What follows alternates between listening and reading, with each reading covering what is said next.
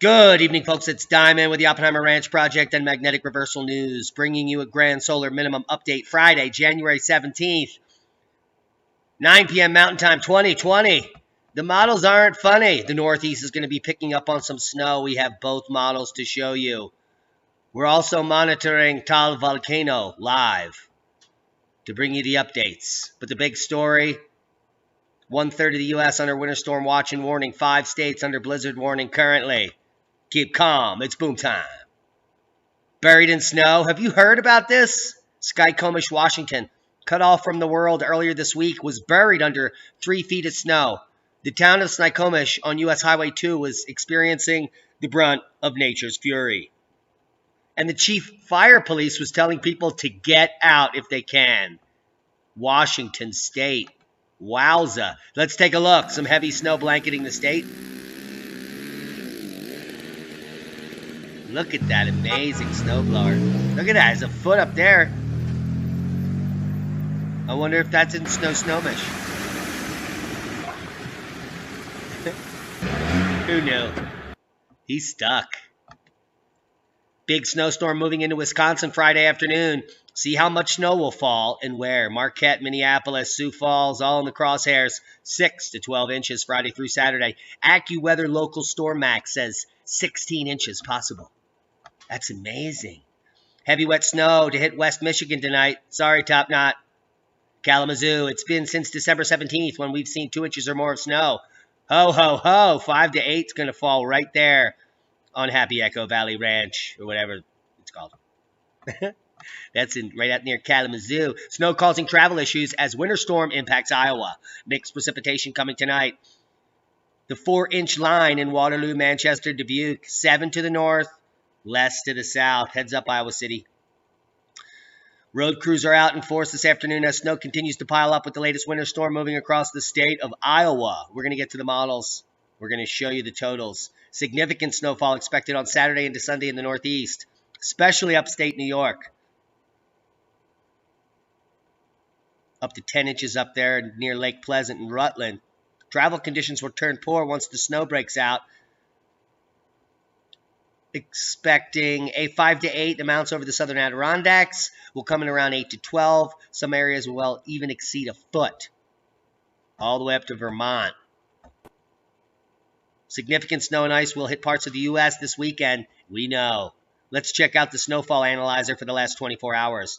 The Northeast is the beast in the winter. Southern Maine picking up 6 to 10 inches in some areas, as well as Vermont, New Hampshire, and northern New York. Now the lake effect snow is going to continue to fall. The big winner in the storm developing now is eastern Nebraska, which has picked up another 3 or 4 inches. But Iowa being hit now, moving up into Minnesota and Wisconsin. 18 in many regions of the Sierras, and some places in northern Montana picking up a foot or more. That's the last 24 hours of Powers. Winter storm to bring hazardous travel from the plains to the Northeast through the weekend. A sprawling winter storm will create hazardous travel condition from the plains to the Northeast through the weekend. Areas of moderate to heavy snow are forecast over much of the upper Midwest, Great Lakes, and interior Northeast. And northern New England. Freezing rain is expected from the southern plains to the mid-Mississippi Valley. Blizzard warnings in Iowa, Minnesota, North Dakota, South Dakota. Take a look. Let's get to some of the models. The first one we'll start with is the GFS model. We have 150 hours loaded up here. So here's your Saturday morning through Saturday afternoon into your Sunday. That's the major extent of the storm. A little bit of snow falling in Washington and Oregon, but that's the major storm there through the weekend. And we can come over here to the Canadian model, and this is just bringing some of those totals a little higher near Michigan and a little less down near Philly. So there's your Friday, Saturday, Sunday. Different models. Michigan is pretty much the big winner on both of these models, averaging 7 to 10 inches throughout the entire state. And then some heavy lake effect snow showing up here in the 16 to 18 inch range in New York. On the GFS, well, lesser amounts here on the Canadian model. There's your update. Cold temperature record smashed in British Columbia on Wednesday. Punsi Mountain in the Caribou region. Who knew? Caribou. Take a look at me. Hey, there I am. Several cold temperature records were smashed in BC Wednesday following a winter storm that lashed much of the province, including Punsi Mountain in the Caribou region, which hit minus 48.8 C, shattering the 2005 record of just minus 37.4 by 11 degrees. And that's tonight's first boom. I have no idea where we were. BC flooding risk amid rising temperatures, melting snow, and expected rainfall. It's just a nightmare up there. Newfoundland, states of emergency declared, vehicles ordered off the roads. This is today. St. John's declares state of emergency amid unprecedented blizzard. Nobody out on the streets there. Newfoundland and Labrador's capital shut down on Friday as blizzard conditions descended on the city and residents prepared for an intense storm that could knock out power. The city of St. John's declared a state of emergency, ordering businesses closed and vehicles off the roads. The nearby town of Mount Pearl and Paradise followed suit shortly afterwards. Environment Canada has issued blizzard and wind warnings for much of Newfoundland, with the heaviest snow expected in the Avalon and Bonavista peninsulas, where strong winds and blowing snow may cause whiteout conditions all the way into Saturday. Residents had been told to prepare and expect a 45 to 75 centimeters of snow. By 12:30 p.m., 33 centimeters had already been recorded at St. John's International Airport since 5 a.m., according to Environment Canada meteorologist David Neal. 20 centimeters had fallen within 2 hours. It's very nasty up there. I hope you're all prepared in that region. Not scared. Be prepared. Toronto's bracing for all hands on deck storm with up to 15 centimeters of snow forecast. Toronto! Minus 50 wind chill eases, but extreme cold continues in Saskatchewan, and these people are smiling. Tall Volcano is still spewing smoke. We'll get to that.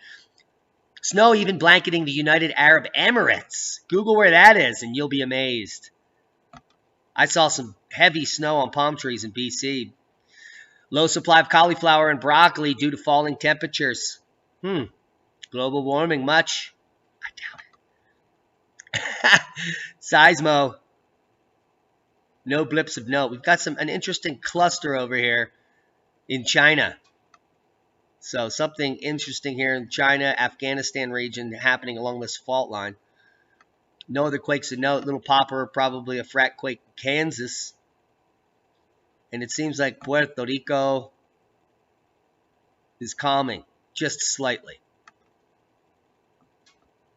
That's good news for the people there that are still sleeping in the streets. Worldwide volcano news update. No volcanoes of note. We've got Sungay, Sabancaya blasting to 25,000. Nothing significant. Even some really cool update here on Sungay. And this ash trace from a pyroclastic flow on the southeast side on the 9th of January. Pretty fantastic. We also have live coverage here of Tal Volcano live at VolcanoYT. Give them a thumbs up, subscribe, tell them Diamond sent you. I'll leave you links below to VolcanoYT where they're showing live seismos, live pictures of where the seismos are going off, and 2 shots of the volcano, one from 13 kilometers and one from just a few kilometers away. Pretty awesome stuff.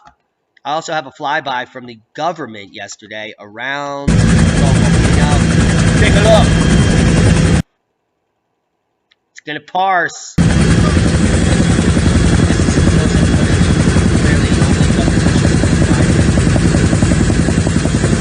Pretty nice! I'll link to this video too on Twitter. It's on Twitter.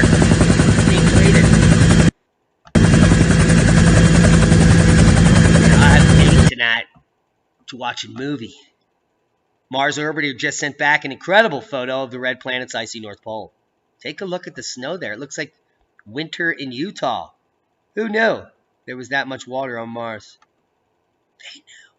Climate religion is fueling Australia's wildfires. Now, if you want to know the facts, you should watch the update I did with Giles, who lives in the bush and used to be a bush firefighter. That's all I'm going to say. It's not you. It's not CO2. Idiots plus forest fuel equals forest fires. YouTube's algorithm keeps suggesting users watch Diamond's channel. But they call it misinformation here at Vice. They're paid for by the elites. Now the algorithm keeps suggesting users watch alternative science channels because science is based on multiple points of view, not a consensus. So kudos to the algorithms. And keep watching, keep sharing, and keep changing that algorithm. Shortly, the public will be unable to reason or think for themselves.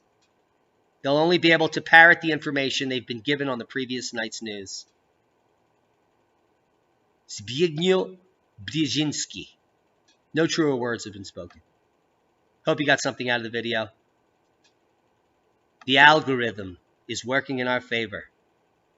Thanks to everyone that shares these videos that's tweaking that algo. We love you.